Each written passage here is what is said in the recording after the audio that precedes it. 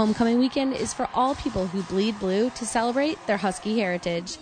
Football is king for all things homecoming, and Saturday, a whole lot of them got together. To the face, representing Their Husky pride in style. We got kegs, DJ, cooks, grills, 2 40-foot RVs, and this is pretty much how we do it. We got about 3 grills down there. We just put the sausages down, and we have about maybe over 2,000 wings down here. We are the puppies out here, but as you can see, we did bring the largest tailgate here. We brought the 40-foot RV bus. We got a few party goers down here hanging out. This is for Heather's birthday. Everybody say hi. UConn TV. UConn TV. My man Todd Anderson over here helped us out with that.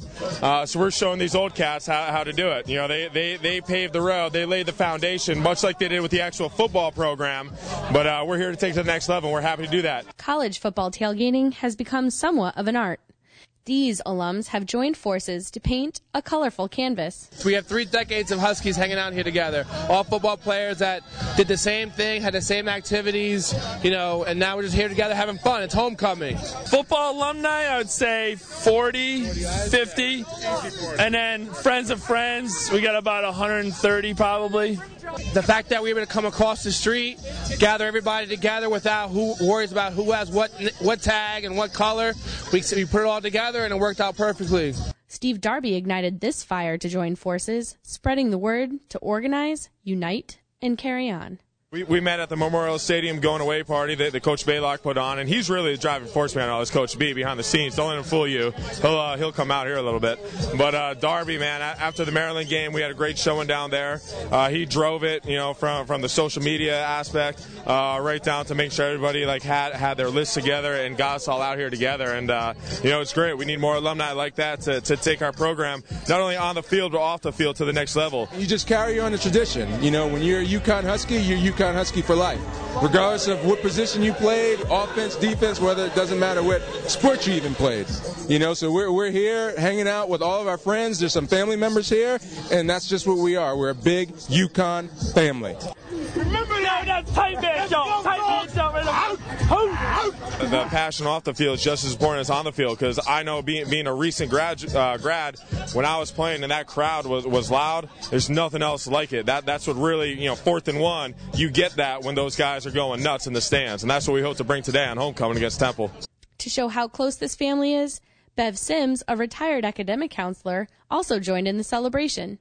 Happy to see many of her former students all in the same place. You know, it wasn't, oh, this is just my job, but she cared about us like we were all her nephews and or her sons. So we're appreciative of what she's done for us. And I do stay in touch with them via Facebook, but to get so many of them all at once is awesome, and especially since they're all so successful and graduated and have families.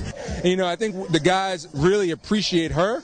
And you can tell by when she walks into a room, everybody's face lights up. She's around, she's giving hugs and kisses because she truly cared about us. We talked about time management.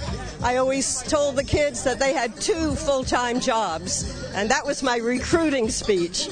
I said, you know, you're in for 2 full-time jobs. If you're not going to do that, forget about it.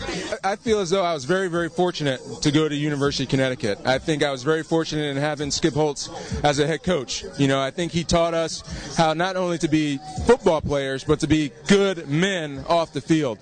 He valued education. Our athletic director valued education, and you saw that. And you see that pay off in its success that a lot of the players have now in their daily lives. Telling war stories, reminiscing, and making new memories. Everyone has a different reason for coming to homecoming. Last season, 1998, best record in UConn history. We got to 10-3. We got to the playoffs, 1AA, a game away from a national championship, by the way. I like to think that that's what started it all. That's what I like to think. But I will say this, you know, I'm happy to be here today. It's been a very long time since I've been at a homecoming. Drove all the way up here from D.C., everyone. But it was worth the drive. We're like best of friends, and that's that brotherhood that we share with all these guys. A lot of these guys, I mean, for the first time today, and we're loving it. It's like we've known each other for years. And we're the same type of kids, you know. We all got recruited. We came to UConn. We all bleed blue, and that's it.